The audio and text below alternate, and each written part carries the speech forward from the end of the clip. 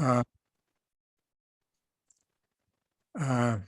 in the field of vision rehab and low vision care. And as part of that role, I got involved in developing telescopic bioptic telescopes. And this came about because a patient of mine in North Carolina, who was himself congenitally visually impaired, came to me with the idea of a novel design for a telescopic device, which combined a telescope and a periscope together, which ultimately turned into what we call the VES, bioptic telescope systems, for a firm that we created called Accutech. There were 3 co-founding partners. They have, unfortunately, one passed away. My other partner retired. So I am the co-founder and now president of the firm. We founded it in 1984. Our first product reached commercial use in 1987. We received funding from the state of North Carolina Technology Development Agency. We received funding and grants from the National Eye Institute and from the Canadian Ministry of Health as well, which helped underwrite the development costs of our products. So what I'd like to share with you today is what we think of from my side of the fence in terms of being a low vision specialist in terms of prescribing and supporting individuals for driving, which certainly, pardon the pun, motivates and drives a lot of people's interest in terms of low vision telescopic devices. So of the top 25 causes of motor vehicle accidents, where do you think vision fits in? Do you think it's in the top half or in the bottom half or in the middle? When I give this lecture live, which of course we haven't given many lectures live for a couple of years now, half the people would raise their hand for the top half would raise their hand for the bottom half, and half would say they don't know, which means there are 3 halves, of course. But the reality is that nowhere in the top 25 is impaired vision a cause of motor vehicle accidents. Now, you might say, well, of course, that if you're visually impaired, it's unlikely that you would be eligible for a driving license in the first place. But a lot of people who had normal vision for many years and developed a disorder that caused them to have reduced vision are still held on to their driving license. But despite that, it's rare, if ever, that vision or visual impairment impacts safe driving. And here you can see the top 25 causes of motor vehicle accidents in the United States. In 2007, Dr. Gary Rubin from Moorfields Eye Hospital in London did a study looking at seniors for visual factors that could be associated with motor vehicle accidents, and they called it cutely the C study. And they looked at drivers from 65 to 84. There are 1,800 of them. They did every vision test you can imagine, and 120 subjects of that 1,800, or 6.7%, had a motor vehicle accident.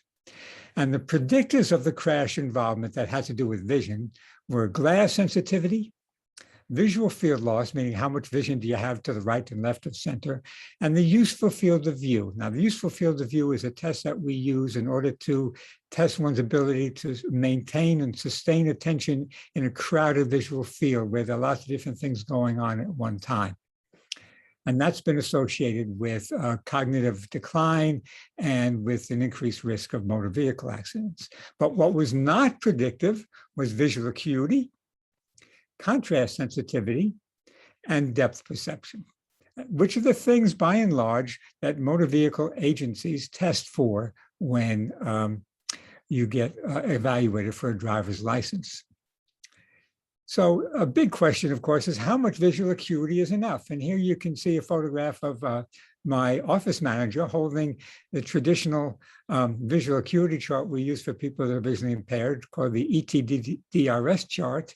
The top line is 2200, HVZDS. You can see that pretty sharp. Now, if we blur that out so you can't read it at all in this picture, you can still see pretty well everything that's going on. All the street signs are much larger. You can see the vehicles on the left side. You can still make out what's going on rather well, despite not being able to read the eye chart. So what's the worry? What are we worried about a visually impaired person driving? And the answer, of course, is we don't want them to crash into us. And that's the major concern. We want the road to be as safe as possible, and we don't want other people on the road to increase risks to us. So what makes a driver safe? And I didn't really know what made a driver safe for many years, but in North Carolina in about 2013, North Carolina regulations began to allow individuals to drive with bioptic telescopes. And soon after the law got passed, I had a call from the North Carolina Department of Motor Vehicles and said, asked me if I knew anything about bioptic telescopes. And of course I did. And they invited me down to give them a little presentation. I thought I would be there for about a half an hour and show them what this was all about. And I wound up being there for 2 hours plus, talking about all sorts of vision aspects of how vision impacts driving. And before I knew it, I had become appointed to the Department of Motor Vehicles Medical Review Board and helped them revise their vision standards and establish all their regulations for bioptic driving. And normally when we are visually impaired, or not even visually impaired, when we go get our driver's test to get our driver's license, we look at these folks as the enemy because they can impact our ability to get our driver's license. But now that I was getting to know these folks from the other side of the fence, if you will, you have to respect them an awful lot to get into the car with people they don't know and have them drive and to judge their competence. And what they taught me was the things that they look for to determine that whether a driver is competent had nothing to do with knowing where they were going. What it had to do with was their ability to stay safe, to be aware of what's going on around them, to be able to anticipate a problem and be alert, to maintain their lane position. And if we're driving down the road and we see somebody on the road in front of us and they're weaving in and out of their lane, that gets all of us very nervous. What's the ability for the driver to exit and enter if it's a highway and to merge from one lane to the other? These are called transitions. And to be able to avoid obstacles that you may encounter on the road, something falls off a truck or a bicyclist or a pedestrian or a work area. And of course, not to do dumb things like this fellow talking on his phone and holding coffee and driving with one hand all at the same time. So how do drivers get safe? Based upon experience. And that's what the motor vehicle people call road sense, to be able to anticipate a potential problem and take a preventive action to avoid that potential problem. So youngsters don't yet have road sense. They don't know how to anticipate a potential problem to be able to avoid it. As they get older, of course, they have all that road sense. Now, seniors, on the other hand, begin to have their attention wave. They get more stressed out when things get complicated. And we have a phenomenon called peripheral perception. We all have a peripheral visual field, and we have a physiological field, which is the one that we measure just because of our normal visual field, which we would measure in a visual field machine. But we also have a perceptual visual field. And if an individual is stressed, the peripheral field that they can pay attention to constricts, so they're less aware of what's going on to their side vision. Now, when we interviewed individuals who were in wrecks, they didn't say they didn't step on the brake in time or they didn't turn the steering wheel in time. They say, I didn't see the car. Now, cars are big things, as I showed you in that previous slide. You can see a car with 2400 vision. With 2800 vision, you can see a car. So it's not a function, and these people had normal vision within normal ranges. And so that it's not a function of seeing it, it's the ability to pay attention. And now visually impaired individuals and senior drivers tend to self-restrict. They know they're a little bit more insecure when they're driving, and they only go where they know where they're going, and they tend to only go during low traffic times during the day when the light is good. And if it's a bad weather day, they're inclined to not go.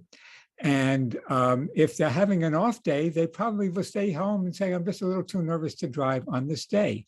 So it's been our experience, and my experience in my 40 plus years of practicing, is that people that are visually impaired and seniors tend to be more careful on the road than the people that take driving for granted. And now, of course, there's new automotive technology that makes driving even safer. In terms of wayfinding, meaning knowing where we're going, GPS is very helpful with that. Tells us when to make the exit, but doesn't tell us necessarily that there's an obstacle in the road or there's someone drifting in and out of our lane, but tells us where we're supposed to be. And of course, there are safety controls that are built into modern cars with blind spot monitors and lane drift warning controls, backup alarms, and auto braking, all of which make driving a car much, much safer. And of course, someday there will be safe self-driving cars, not as fast as the automotive manufacturers would like it to be, but nevertheless, that's clearly in the future. I don't think imminent.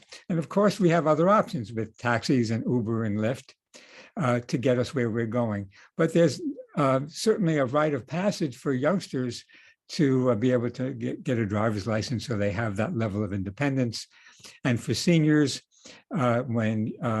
if you lose your driver's license because of a disease process rather than from nystagmus, for instance, it represents a loss of independence and the grinding on of one's later years, and can be very depressing for individuals. So of course, for people that don't have good enough vision to be able to get an unrestricted driver's license with conventional eyeglasses, in most states in the Union now, 45 plus states, and some provinces in Canada and some countries in Europe and Australia and New Zealand, driving with a bioptic license, using a bioptic telescope can enable eligible individuals to get a driver's license. So what's the intent of a bioptic for driving? It's clearly to support safer on-road behavior. We have the GPS that tells us where we're going. We don't need the telescope for signage, but it helps us increase our road awareness, gives us extra planning time because we can see that much further down the road. And it allows us to be prepared when we encounter unusual circumstances. And as a result, it gives us greater confidence. And when we're feeling more confident on the road, we will be a safer driver. So the benefit of sign visibility certainly is one of the major benefits of a telescope, but not what's most important to all of us on the road in terms of being a safe driver. So how are bioptics used for driving? Similar to the use of mirrors. So we're only looking through the telescope between 2 to 5% of the time. That's what the studies show. So that means between 95 to 98% of the time, we're not looking through the bioptic. We're looking with our traditional vision through the eyeglass lenses that we call carrier lenses in the bioptic telescope. As a result, if 95 to 98% of the time we're looking with the regular lenses, the driver must be competent without the bioptic. A bioptic will not make an incompetent driver competent, but can make a competent driver a safer driver for all these reasons we just discussed. And so here is a photograph of an individual looking underneath the telescope. This is a 3X Keplerian telescope made by my firm, Architect. And she's looking underneath it. And when she wants to look through the telescope, she dips her head down. Now she's got the telescope in her line of sight, 3X magnification, and allows her to see 3 times further up the road because of that. And then she goes back to the normal vision again. So if 95% of the time the bioptic uses the carrier lenses, it's to maintain lane position, to keep the proper distance from the car in front of them, to detect pedestrians and bicyclists and other people that might be on the road, to note other cars approaching in the intersection, and to watching for all these other things that you normally would pay attention to when you're driving. So one of the arguments about bioptic telescopes as not being safe for driving is a concept called the ring scotoma. And there's a lot of confusion about what the ring scotoma is. So here is a little simulation that I hope will explain it to you. So I've got my cursor that I'm circling here, and here is an enlarged image of this fellow on a bicycle. And so this is a 3 times magnification. And so we see him in his normal size, and he's magnified by 3 times, but the image would not be off to the side. It would be superimposed over him. So the larger image, including the black circle, which represents the chassis of the telescope itself, is superimposed over him, so that that red hashed area is what's not seen because of the enlarged image. And that red hashed area, which is like a donut, is the ring scotoma. So when we're looking at him through the telescope, we don't see the fella on the bicycle in front of him, and we may not see the lady who's entering the crosswalk when she walks into the ring scotoma. But remember, we're only looking through the device for very brief periods of time, and probably no longer, or probably even less than what it would take to adjust the radio or the air conditioner in the car, where our attention is totally diverted away from straight ahead. So that's what the ring scotoma is all about. So let me give you an example of a situation which is not uncommon, but is uncommon, but not on what's the word I want to look for? But you may still encounter every once in a while where a bioptic telescope could be helpful.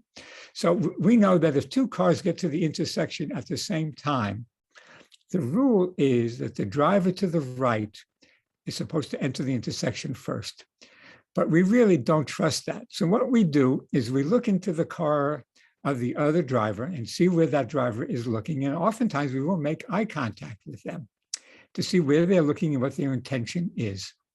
But what if we get to that intersection and the guy in the other car has a tinted window and you can't see in? How do we feel about entering that intersection when the other driver, when you don't know what the intention is of the other driver?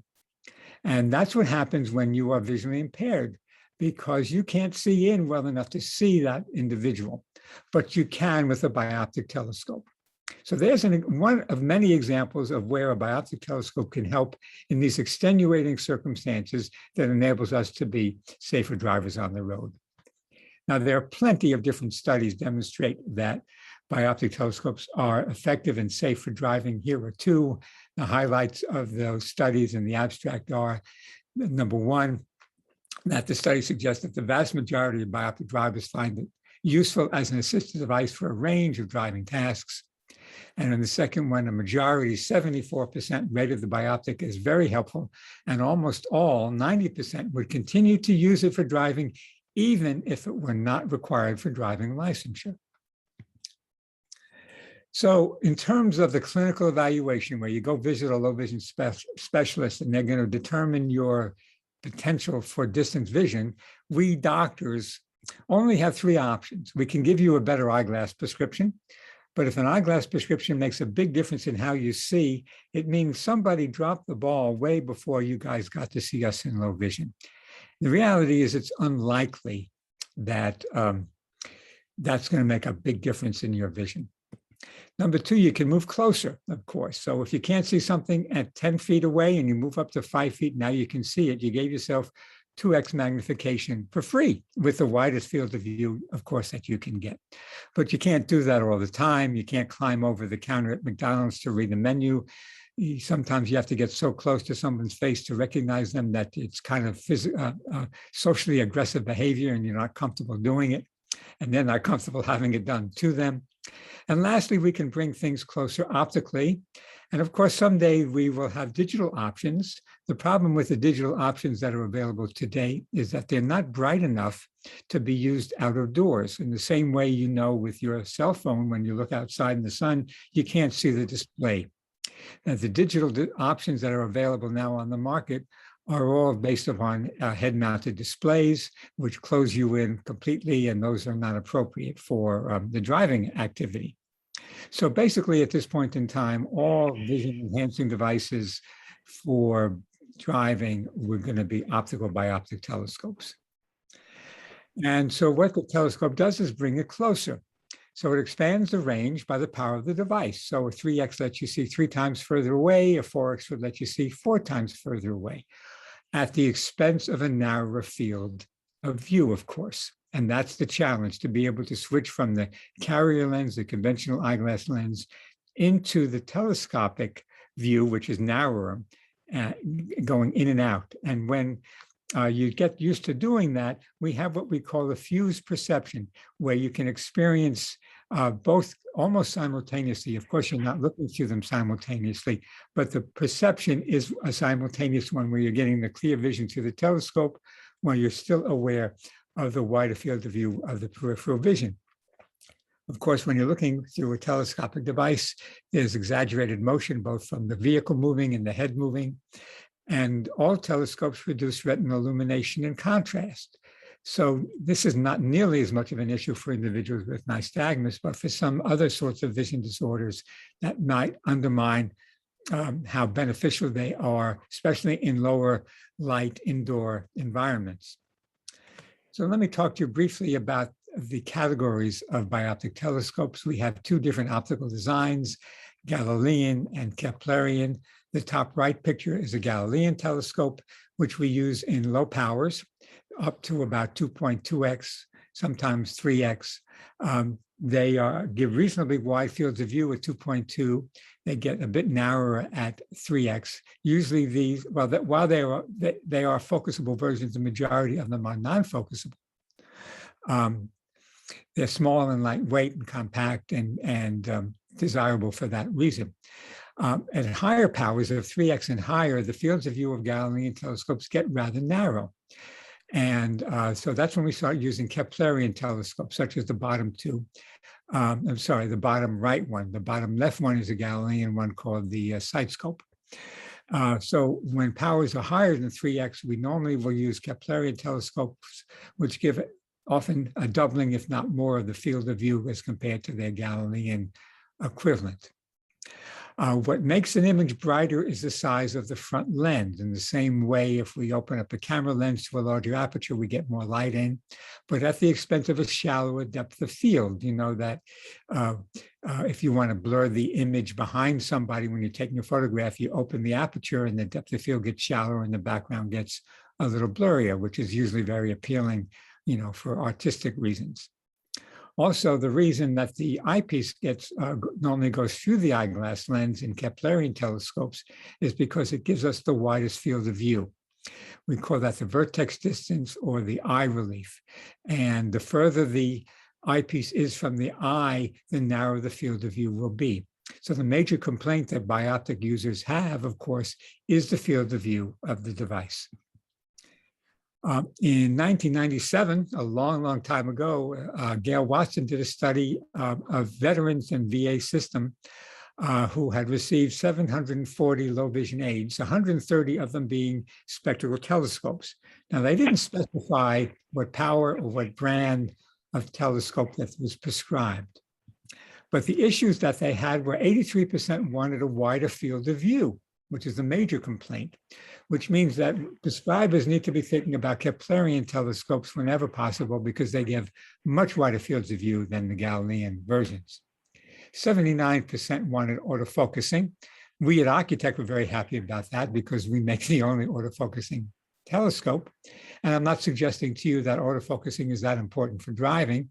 And for a large range of activities, a manual focus device is perfectly fine. But the point was that 79% felt that focusing was an issue. 78% wanted more power. Now, we don't know what power was prescribed, but 3/4 of them felt it wasn't enough. 49%, roughly 50%, wanted a brighter image, which talks to a larger front lens. And only 16% cared what it looked like. Now, I think that for most of us, we do care what these things look like. We want to not, you know, wear something that's ugly. So I think we can ignore the bottom one, but the top 4 are important in the design and prescribing considerations in bioptic telescopes. So how do we prescribe bioptics? Not all patients are bioptic candidates. Not all patients are candidates for any kind of health or medical treatment, be it low vision aids, be it heart surgery, be it any kind of medical treatment. So we have to do clinical testing to find out who's a promising candidate. And this is what your low vision specialist will do when you get evaluated. And we measure the response to telescopes. And we break it up into what we call hard signs or objective tests and soft signs, which are subjective tests. And we want to have an acuity goal through the telescope roughly of 20/40, give or take. You can see everything you need to see with 20/40 visual acuity. And in every state in the union, if you have 20/40 with eyeglasses, you can get an unrestricted driver's license. If we were to give you a telescope that gives you better than 20/40 visual acuity, which means it would be a higher power, it's at the expense of a narrower field of view, which is the major complaint of users of telescopes. So sometimes stronger isn't always better. Secondly, if we're going to be prescribing a monocular device, which we're normally going to be doing in individuals with 3x and higher, we're hoping that we can prescribe to the dominant eye. Now, folks with nystagmus generally have one very strong dominant eye. Oftentimes, the other eye will turn in or out, so it's easy to know which is the dominant eye. But that's not always the case. But it's much harder to find what you're looking for if we're going to be prescribing to the non-dominant eye. So I will oftentimes prefer to prescribe a higher power telescope to the dominant eye, even if it is the poorer seeing eye, so long as I can get the 20/40 visual acuity through the device.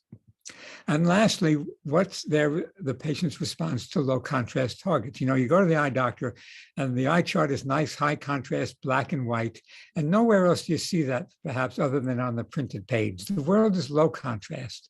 So we have to test the individual with telescopes on low contrast targets. And what I use for that is a family member's face from across the room. And that's very convenient. Of course, invariably, we have family members in the exam room when we're doing our work. So it's easy to use that as an example. And some folks will say, oh, wow, I see him so much better. That's fabulous. And everyone gets teary-eyed. On occasion, however, not usually for nystagmus, but on rare occasions, the patient will say, I see the face bigger, but I don't see it better. And these are folks who usually have reduced contrast or optic nerve disorders. And since the telescope produces retinal illumination and contrast, that might exacerbate the problem.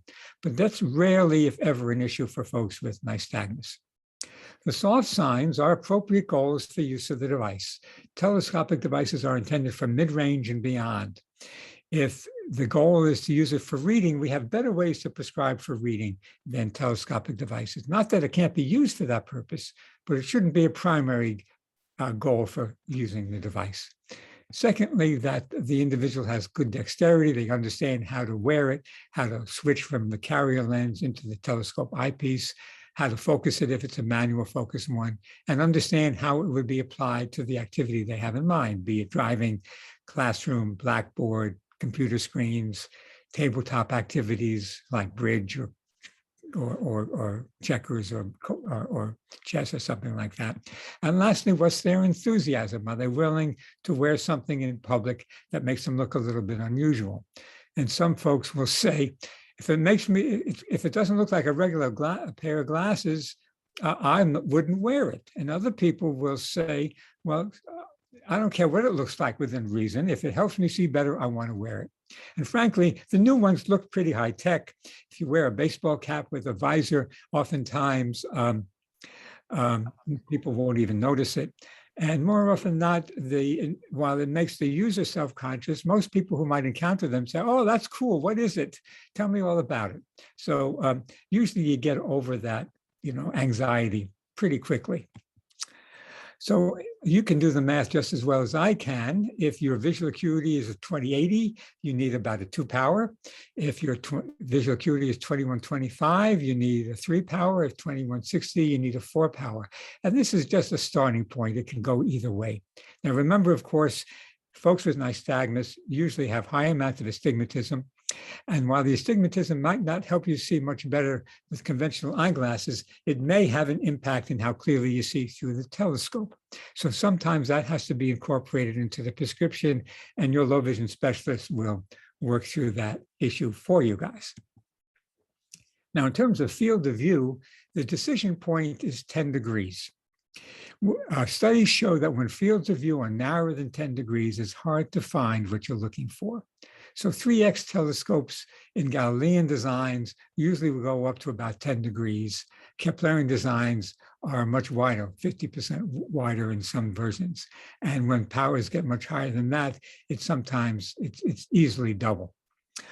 So in my practice, at 3X and higher, I always went Keplerian. We really don't have Keplerian designs lower than 3X. If you want to get some feel for what 10 degrees is, if you extend your arm at arm's length and put your hand up to the ceiling, the width of your hand is just about 10 degrees. But you cannot tell the field of view of a device based upon its appearance. So number one telescope is a 3X Galilean, number two is a 3X Keplerian, and number three is a 3X Keplerian. And the fields of view of 2 and 3 are the same, 14, 15 degrees.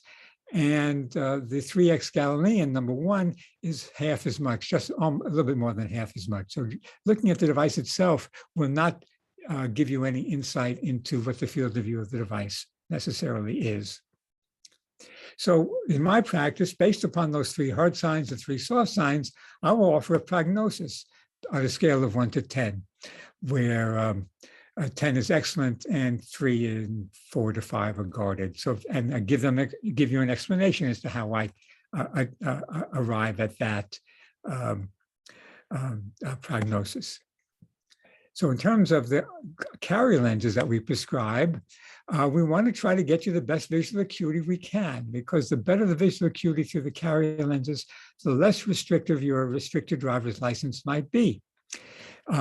Maybe you need a little magnification to see the dashboard. We usually don't prescribe trifocals or PALs, which stands for the invisible progressive bifocal, because they take up too much room in the carrier lens. There's just not enough room in there. So we normally would use a traditional lined bifocal, either what's called a flat top or a round segment. But as you all know, if you're youngsters with nystagmus, you guys can hold things really close and read like champs. Much better reading ability than would be expected based upon your distance visual acuity. But when you get to be a grown-up like me, you can't focus your eyes anymore, then you may start needing to wear reading glasses to hold things close enough to get the magnification that you'd like.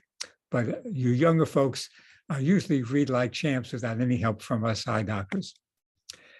Now, so in terms of prescribing for driving, of course, each state is a little bit different. And the reason for that is because nobody really knows. They're well-intended, but really don't have a lot of great insight. So of course, if we can get 20/40 through the telescope, that's going to offer you the least restrictions. But a lot of states will allow you to have a more limited license, even if you're only getting 20/70 through the telescope. I don't know of a state that will allow you to have a license if you've got less than 2200 through the carrier lenses. And of course, we want the widest field of view possible, which means the lower the power.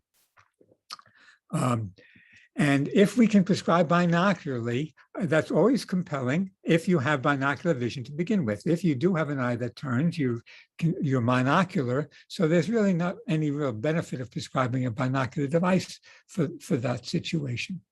But more often than not, in all practicality, when devices are 2.2 or lower, those are the only ones that I feel are compelling for binocular prescriptions. So here's an example of a high-wise signs for someone with normal vision. This is what it looks like for someone with 2100. This is what would happen if you're looking through a 3X Galilean system, and this is what it looks like with a 3X Keplerian. You get to see very much more at once. So there was a study done in 2005 looking at training programs and the impact of full-scale driving training for bioptic drivers. And what they found was it didn't make a whole lot of difference. in terms of how much the driver used their bioptic, or if they used it for a greater number of tasks, and the trained individuals did not necessarily find it more helpful than the ones who didn't get a lot of training, and it made no difference in how many accidents they were involved in. So if you want an unrestricted driver's license, you need to get at least 20/40 through your eyeglass lenses. Otherwise, there's going to be some sort of speed limit restriction. There could be options to restrict you to local driving as compared to interstates, maybe a restriction for daylight only. Sometimes I've had patients who, during the winter especially, couldn't get to school or work during the daytime because the sun comes up late and goes down early.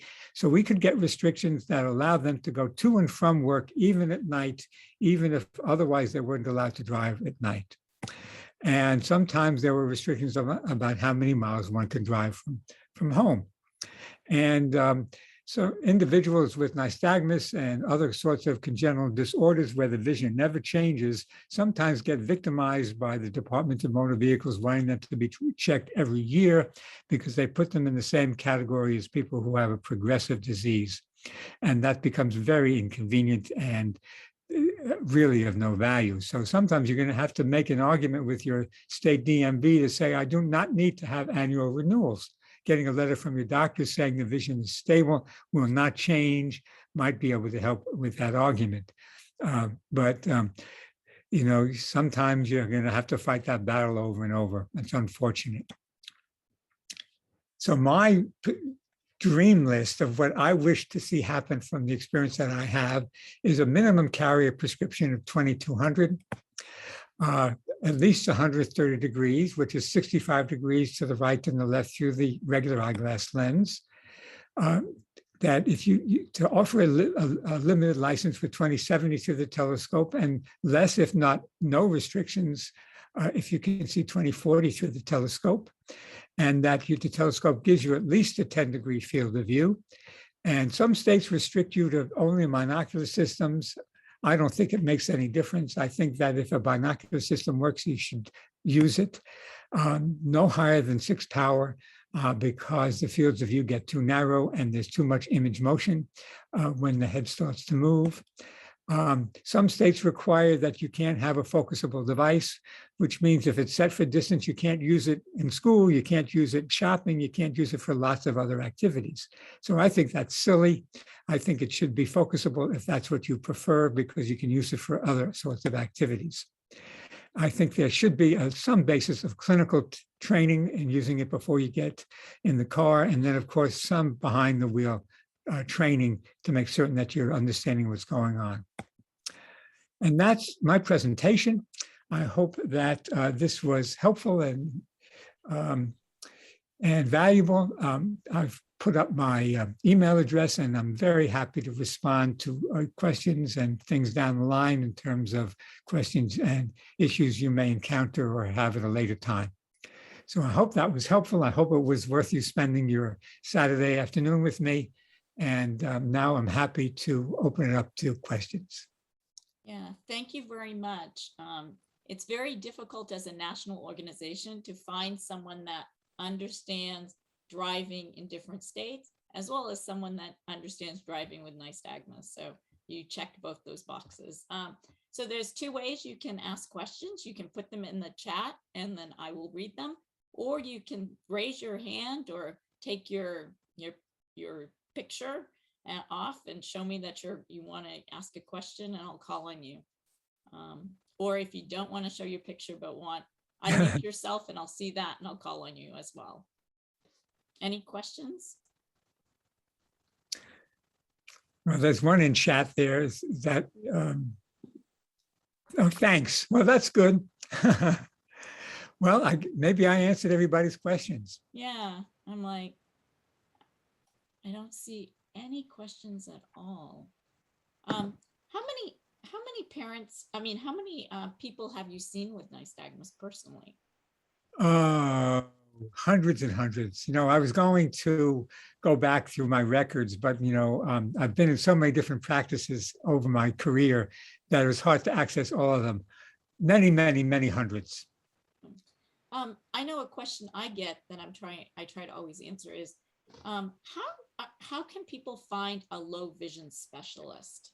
Well, now that I'm in the business of own a business that makes bioptic telescopes, we get inquiries from patients all the time saying, where can I go to be evaluated? And there are not enough low vision providers in the US. And invariably, they're in big cities, but not always, but you have to travel. And that's a challenge because you can't travel easily. You're dependent on other people. So that's a big problem. Now, unfortunately, in optometry schools, and the majority of the people who are doing serious low vision rehab services are optometrists, on occasion ophthalmologists, but the vast majority, 95% plus, are optometrists. And they don't get a good training for this in optometry school. And so, and matter of fact, it's kind of not sexy stuff. It takes a lot of time and may not be perceived to be lucrative. So they don't want to do that. I find it to be very, very rewarding, and I've loved my career in this area. So that's a problem. We have an active referral program at Architect. So you can always reach out to Architect to find out who we have in your area. If you have somebody who you visit who does low vision, but is a little bit intimidated by prescribing bioptic telescopes, we're happy to hold their hand through the process. All of the Architect products were designed to make it easy and take all the hassle and risk out of prescribing them. They're very, very easy to do. We'll have all sorts of support information for that purpose. So there's nothing for them to be intimidated about, although that was one of the things that preoccupied a lot of doctors, especially when they're starting out. What if I make a mistake? What do I do then? So, and unfortunately, bioptics are not inexpensive because they're like orphan drugs. There's not a huge volume of them, so you don't get the cost benefit of making hundreds of thousands of these things. We ship several thousand a year, which is not really enough volume to get prices down to, where they're really, equivalent to eyeglasses. However, I should tell you that there's more and more awareness of bioptic telescopes, and they're much more acceptable than they ever were. When we give courses at the optometry meetings now, there are many, many more people in attendance than there used to be. So I think that there would be more people prescribing these things. However, if you're seeing an ophthalmologist or a pediatric ophthalmologist because of nystagmus, those are not the folks who are going to be providing low vision. And if you ask them who they refer to for low vision and they hem and they haw and they don't see anything, you got to hold their feet to the fire and say, you need to be referring these folks to low vision. Not necessarily just for driving, but for classroom, for socialization. There's a broad range of things that bioptics will do that will positively impact a kid's life. Okay, well, thank you. Now we have a couple questions in chat. First, okay, from Ross, why do some states not use bioptics? Florida doesn't. I think Connecticut doesn't. There are a handful of states that don't. The regulations are drawn up by a physician's board, and the physicians who draw them up may have their best intentions at heart. There's no malice there, but they may be very well uninformed. And regulations are hard to change. It takes a long time to do that. And normally it has to be a grassroots effort in order to make that happen. You got to be able to be connected to some of the legislators in the state and see what happens.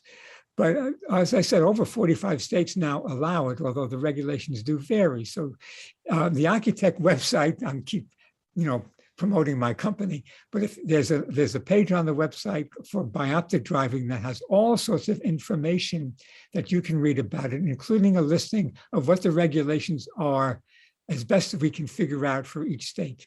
Now, the other thing that sometimes happens is someone who gets a bioptic telescope and gets all this training, goes to their state's DMV to be evaluated, and the examiner has no clue about what this is all about. And the examiner does not know how to evaluate them. So I drew up an information sheet that you can download from our website that you take to the DMV examiner that gives them suggestions on how to evaluate a bioptic driver. And so it gives you something that you can prepare themselves. Now, in North Carolina, what I was proposing, which fell on deaf ears, was that they should have, and North Carolina had 10 DMV regions. And I said that there should be one DMV examiner in each region who we will train to be evaluating bioptic drivers. But nothing ever came of it. So it's a challenge, and I sympathize with you. And in states like Florida, where they have lots of seniors who had normal vision the majority of their life, now they have macular degeneration, and they don't really want these people to be driving. So, but they're people with nystagmus and with albinism and with other sorts of disorders that are perfectly reasonable to be given bioptics, but they don't think about that. So those are the realities that unfortunately you have to face. So question from Mary Ann. For a teenager with nystagmus starting the process of considering getting a license, do we start with the doctor or the DMV? So you have to start, well, that may vary a little bit from state to state, but normally you start with a doctor, find a doctor who in your state is comfortable prescribing bioptics and knows how it works in that state for bioptic driving. And the second thing that I would really do is have your kid in the front car in the passenger seat, having him start paying attention to what's going on the road. Because if they grew up visually impaired, more often than not, they sat in the back and they were doing other sorts of things. They weren't paying attention to what's going on the road. So they really don't develop any innate road sense of what's going on when you're driving. So it's a totally new experience for them when they get behind the wheel. And those are the guys and girls who have most trouble at the beginning. The most successful people who adopt bioptics are people who were previous drivers. So obviously kids with nystagmus and youngsters anyway aren't previous drivers. So you got to get them in the front, starting to let them pay attention to what's going on. And that will help them get a little bit more road sense. And even if they don't find their glasses to be that helpful, and oftentimes nystagmus patients don't find their glasses to be that helpful. Almost all people with nystagmus have astigmatism. If you can be farsighted, have astigmatism, those folks don't find their glasses to be all that helpful. If they're nearsighted and they have astigmatism, those folks do find their glasses to be more helpful. But in terms of the DMV and jumping through their hoops, whatever you can do to get your vision a little bit better on the eye chart, you want to do, because that gets you a little bit more leverage with them. And also, when you're sitting in the driver's seat in the front of the car, keep your glasses on, get used to wearing something for that purpose. So that's what I would do. If you can reach out to the Department of Motor Vehicles in your state, and you'd probably have to call up the department that deals with visually impaired individuals and find out what their regulations are and whether they have any instructions for bioptic driving. And they'll probably say, what are they? So you may have to do some education. And Marianne, just so you know, at AND, one of the resources we're working on is driving resources for each state. And so we will have it on our website probably by mid-November, where you can actually go and see what you need to do in your state if you have nystagmus and you want to drive. So watch for that. We'll have the links to the forms. We'll have information about whether your state allows bioptics or not. And so it's coming. And I wish it was there when my kids were little, but I'm glad we're going to offer it for a future. Well, we at Architect would love to link to that for you and promote it for you. Yes, we will get it spread out. And we also will, we're linking to your site as well for them to get more information. That's great. And as you should know, if you haven't already found out, it's an ordeal getting all that information, because each state's regulations are not in the same format. They describe things differently. And it's not at all obvious. We had a fellow with ocular albinism who was an intern for us, and he spent a year going through every state's regulations, and all it did was give him a headache. Yeah, it was very difficult. And so, but we're happy to say we're in the final phases of it. Oh, congratulations. And And some states even talk about driving with nystagmus directly, which Uh-huh. is even wonderful. So let's see what the questions. Are bioptics prescription only? Yes, at this point in time, they are, because you need an eyeglass prescription built into them. And you really need the expertise of a low vision specialist to hold your hand through the process and figure out your acuity and your dominance and how to position it. And these are not things that I think that an individual can do on their own effectively. Are the carrier glasses the patient's regular glasses, or are they a separate special pair of glasses with the patient's prescription that are specifically only used when you wear the bioptics? Well, for the Architect products, we have specially designed frames because the mounting mechanism is attached to the bridge, which is on the nose. And so we have a special mechanism for that, which is what makes it so easy to demonstrate and to fit and finalize the adjustment. If there are two different ways to attach a telescope to a frame, one is a bridge mounted assembly like what I just described. The other is through the lens, where we can actually drill a hole in the eyeglass lens and insert the telescope into it and glue it in place.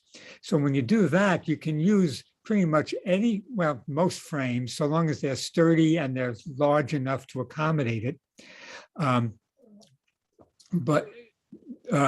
And majority of my patients have their regular conventional eyeglasses and their telescope pair. And, the bioptic telescope is like a carpenter's tool. Sometimes you need a hammer and sometimes you need a screwdriver and sometimes you need a chisel. So you won't be needing it all the time. So if you don't need it, you may not necessarily want to wear it.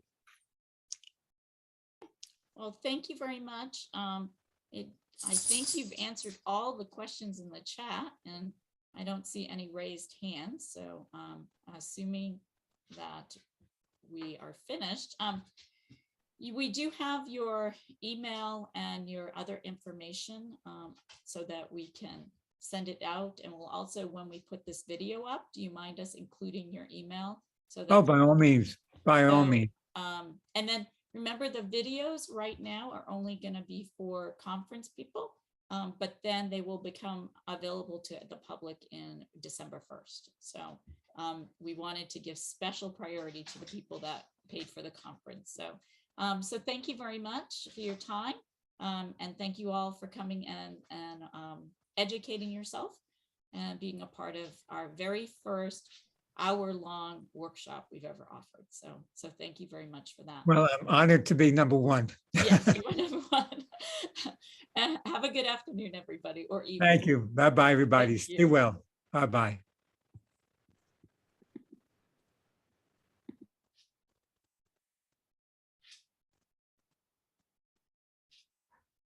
Okay.